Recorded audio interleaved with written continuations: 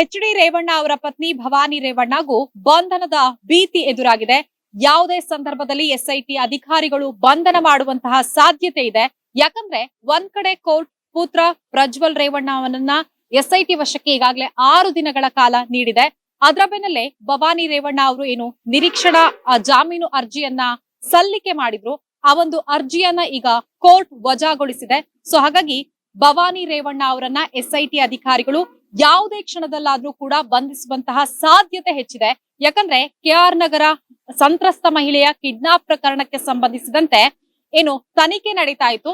ಅಷ್ಟೇ ಅಲ್ಲದೆ ಎಸ್ಐಟಿ ನಿನ್ನೆ ಕೂಡ ನಾಳೆ ತನಿಖೆಗೆ ಹಾಜರಾಗಬೇಕು ಅನ್ನುವಂತಹ ಏನು ನೋಟಿಸ್ ಅನ್ನ ಭವಾನಿ ರೇವಣ್ಣ ಅವರಿಗೆ ಕೊಟ್ಟಿತ್ತು. ಅದೆಲ್ಲದರ ಮಧ್ಯ ಇವತ್ತು ಎಚ್.ಡಿ. ರೇವಣ್ಣ ಫ್ಯಾಮಿಲಿಗೆ ಒಂದು ಇಂಪಾರ್ಟೆಂಟ್ ಬಿಗ್ ಡೇನೆ ಆಗಿತ್ತು ಅಂತ ಹೇಳ್ಬೋದು. ಯಾಕಂದ್ರೆ ಪ್ರಜ್ವಲ್ ರೇವಣ್ಣ ಅವರ ವಿಚಾರಣೆ ಕೂಡ ಇವತ್ತೇ ಇತ್ತು. ಹಾಗೆ ಭವಾನಿ ರೇವಣ್ಣ ಅವರ ನಿರೀಕ್ಷಣಾ ಜಾಮೀನು ಅರ್ಜಿ ವಿಚಾರಣೆ ಕೂಡ ಇವತ್ತೇ ಇತ್ತು. ಆದ್ರೆ ಸದ್ಯ ಕೋರ್ಟ್ ಈ ಒಂದು ಅರ್ಜಿಯನ್ನ ವಜಾಗೊಳಿಸಿದೆ.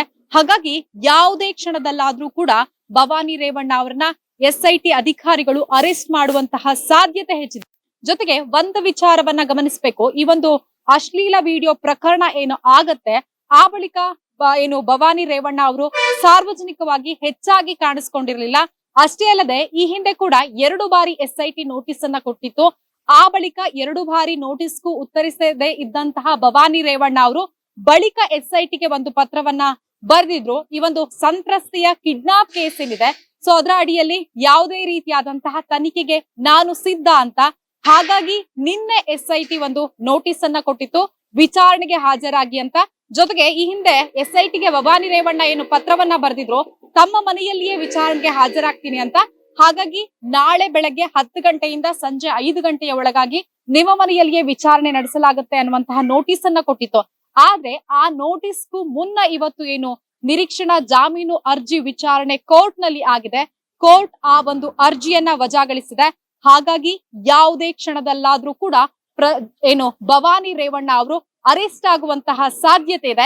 ಯಾಕಂದ್ರೆ ಒಂದ್ ಕಡೆ ಪುತ್ರ ಪ್ರಜ್ವಲ್ ರೇವಣ್ಣ ಅಶ್ಲೀಲ ವಿಡಿಯೋ ಪ್ರಕರಣದಲ್ಲಿ ಎಸ್ಐಟಿ ವಶದಲ್ಲಿದ್ದಾರೆ. ಇನ್ನೊಂದ್ ಕಡೆ ಎಚ್.ಡಿ. ರೇವಣ್ಣ ಅವರು ಏನು ಕಿಡ್ನಾಪ್ ಪ್ರಕರಣದಲ್ಲಿ ಈಗ ಬೇಲ್ ನಲ್ಲಿದ್ದಾರೆ.